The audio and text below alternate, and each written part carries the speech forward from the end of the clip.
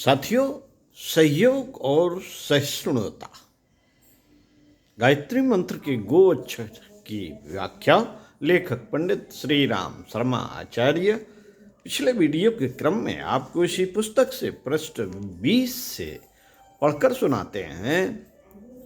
मैत्री भाव की वृद्धि करते रहिए। मित्रों, सहयोग और मैत्री भाव ये दोनों शब्द लगभग एक ही अर्थ के सूचक हैं। हमारे मित्र ही हमारे सबसे बड़े सहयोगी हो सकते हैं। अन्य मनुष्यों का सहयोग तो आवश्यकता पड़ने पर थोड़े समय के लिए होता है, पर मित्रों से तो निकट संबंध होने के कारण सदैव ही सहयोग चलता रहता है। इस बात को हम इस तरह भी कह सकते हैं कि जिन लोगों से हमारा अधिक सहयोग होता रहता है, उन्हीं से मित्रता स्थापित हो जाती है। इसलिए सहयोग की आकांक्षा रखने वाले व्यक्तियों को सदैव अपना मित्र मंडल बढ़ाते रहना चाहिए और साथ ही मित्रों से ऐसा व्यवहार करना चाहिए जिससे निरंतर मित्रता की वृद्धि हो तथा कभी मनोमालिन्य की नौबत न आए। गुणग्राही मित्र गुण का आदर करता है। मित्र के गुणों का आदर करना और उन गुणों की वृद्धि में उसे बढ़ावा देना मित्र का काम है। अपने मित्र के गुणों की कदर न करने वाले मनुष्य की मित्रता केवल नदी नाव संयोग है। ऐसी मित्रता निभ नहीं सकती। सुख दुख में, संपद विपद में, अध्ययन और मनोरंजन में साथ रह सकने वाले मित्रों की मित्रता बढ़ती ही जाती है। कई मित्र प्रयोजना भाव से परस्पर मिलना तक छोड़ देते हैं, पर वह बड़ी भूल है। मित्रों को एक दूसरे से बराबर मिलते रहना चाहिए और बिना मिले कल ही न पड़नी चाहिए। मित्रों का एक दूसरे से मिलना भी मित्रता के शिथिल हो जाने का, मित्रों का एक दूसरे से न मिलना भी मित्रता के शिथिल हो जाने का कारण होता है। धनादि से मित्र की सहायता करने में कभी अपने मन में उसका थोड़ा भी तिरस्कार न करो। मित्र की सहायता कर सकना अहोभाग्य है।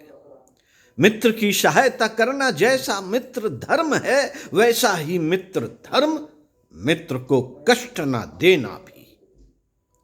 सरल और सहृदय देखकर किसी को बार बार सहायता के लिए कष्ट देना अनुचित है। यही नहीं, प्रत्युत मित्र का यह धर्म है कि वह जहां तक हो सके ऐसा अवसर ही ना आने दे कि मित्र को कष्ट हो। किसी समय यदि मित्र सहायता न कर सके तो उतने से रुष्ट हो जाना भी ठीक नहीं। मित्र से अनुचित आशा करना तो मैत्री का केवल दुरुपयोग है। हमें सदा अपने को अपने मित्र की स्थिति में मानकर विचारना चाहिए। अयुक्त परिस्थिति में हम अपने मित्र के लिए क्या कर सकते हैं? जो काम हम न कर सकते हो उसकी आशा अपने मित्र से कदापि न करनी चाहिए। मित्र के निर्वाह के संबंध में यह सुभाषित प्रसिद्ध है।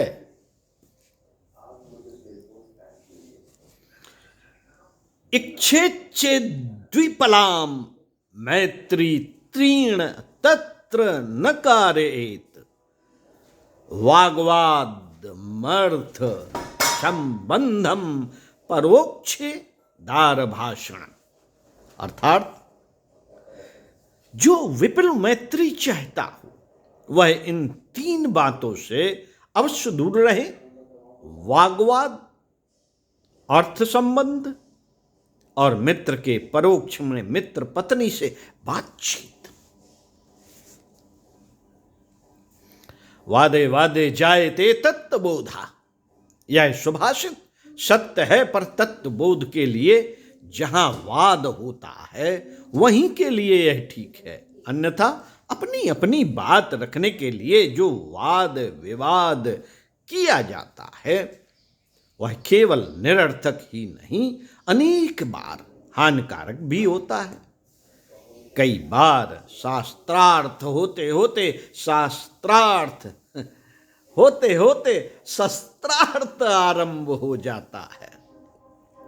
वाद विवाद के जोश में कितनों को होश नहीं रहता और एक दूसरे के दिलों पर वाग्वाण बरसाने लगते हैं, जिसका परिणाम यह होता है वाद करने वाले ऐसे मित्र का चित्त एक दूसरे से हट जाता है। कभी कभी दिल फटने की भी नौबत आ जाती है।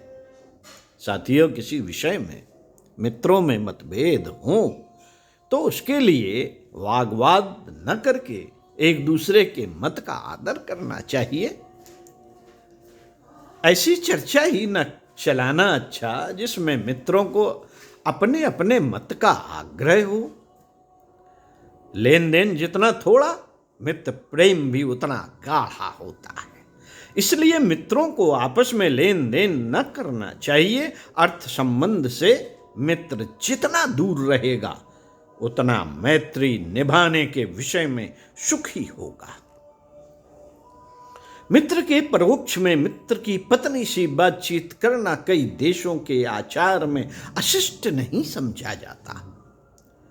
उन देशों का इस विषय में कोई भिन्न अनुभव हो सकता है, परंतु हमारे देश में शिष्ट व्यवहार यही है कि पुरुष के परोक्ष में स्त्री से भाषण न करना चाहिए।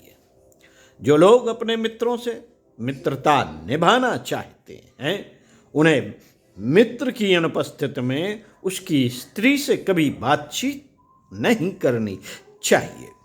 मित्र की अनुपस्थिति में मित्र पत्नी से वैसा ही व्यवहार करना चाहिए जैसा लक्ष्मण का सीता जी के साथ था। लक्ष्मण ने सीता जी के चरणों के सिवाय और किसी अंग का दर्शन नहीं किया था। किसी भी पर स्त्री से भाषण करते हुए अपनी दृष्टि को उसके पैरों पर ही रखना चाहिए। अनेक मित्रों की यह धारणा रहती है कि मित्र से किसी बात का पर्दा न रखना चाहिए, कोई बात उससे न छिपाना चाहिए, पर यह कोई नियम नहीं, आवश्यक भी नहीं।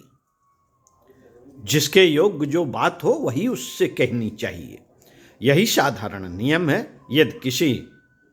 यदि कोई मित्र ऐसा है कि उसके पेट में बात पचती ही नहीं तो उससे सब तरह के गुह भेद कह देना अपने आप को धोखा देना, अपने आप को धोखा देना है। मित्रों से व्यर्थ बातचीत करके अपना और उसका समय नष्ट ना करो। ऐसा करने से जो बात नहीं कहनी चाहिए वह कभी ना कही जाएगी। व्यर्थ बात करने वाले लोग अनेक बार ऐसी बात कह डालते हैं जिनके कहने से पीछे उन्हें पश्चाताप करना पड़ता है। मित्र से कोई छल न करना चाहिए। इसका मतलब यह नहीं है कि उससे कोई बात नहीं छिपानी चाहिए। मित्रों को एक बात का ध्यान रखना चाहिए और वह यह है कि अनेक मित्रों में परस्पर कलह करा देने वाले चुगलखोर नामक जीव पैदा हो जाते हैं। कभी सच्ची कभी झूठी और कभी राई का पर्वत बनाकर एक की बातें दूसरों को सुनाया करते हैं। ऐसे मित्रों से बहुत सावधान रहना चाहिए, बहुत सावधान रहना चाहिए। इनकी बातें सुनकर इन्हें मैत्री में विष फैलाने का अवसर ही न देना चाहिए। सन्मित्र से समृद्धि सौभाग्यशालिनी होती है और विपद संकट आदि अवस्थाओं में उससे उपकार होता है। इसलिए सन्मित्र का अभिनंदन करो, सहायता करो, उसके लिए परिश्रम करो, संकट में उसकी रक्षा करो। उस पर कोई आक्रमण करे तो उसके कंधे से कंधा लगाकर खड़े हो। उस पर कोई आक्रमण करे तो उससे कंधे से कंधा लगाकर खड़े हो, उसके सुख से सुखी और दुख से दुखी हुआ करो। और जब वह विपदग्रस्त हो तब उसे सांत्वना दिया करो। ऐसा करो तब समझा जाएगा कि तुम अपना कर्तव्य पालन करते हो। पंडित श्री राम शर्मा आचार्य।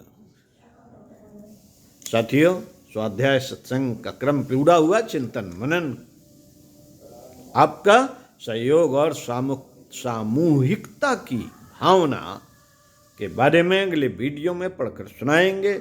स्वाध्याय सत्संग का क्रम आगे बढ़ाएंगे, तो सुनते रहिए कुछ अच्छा और पढ़ते रहिए कुछ अच्छा।